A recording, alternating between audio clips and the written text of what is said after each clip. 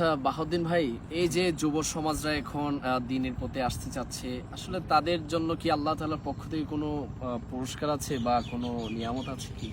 আলহামদুলিল্লাহ, এটা আমাদের জন্য অত্যন্ত পজিটিভ একটা দিক। এই যুবকরা যে ইসলামের পথে আসছে, তারা যে আগের সময় গান বাজনা ছেড়ে এখন কোরআন সুন্নাহর তাফসীর শুনে, বায়ান শুনে, যারা বিশ্বব্যাপী স্কলার যারা রয়েছেন, যারা খ্যাতমত করে, ওদের কন্টিনিউ তাদের বায়ানগুলো শুনে।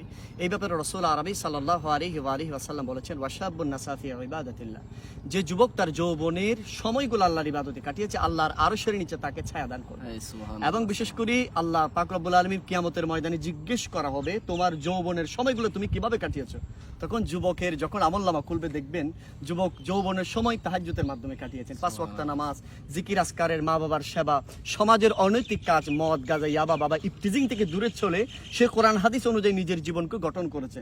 তখন সেই যুবকের জন্য আল্লাহ পাক রব্বুল আলামিন স্পেশাল জান্নাত রেখেছেন এবং আরশে আজমের নিচে তাকে রাসূলুল্লাহ ছায়া দান করবেন এবং আমার রাসূল নিজ হাতে তাকে হাউজে কাউসারের পানি পান করাবে।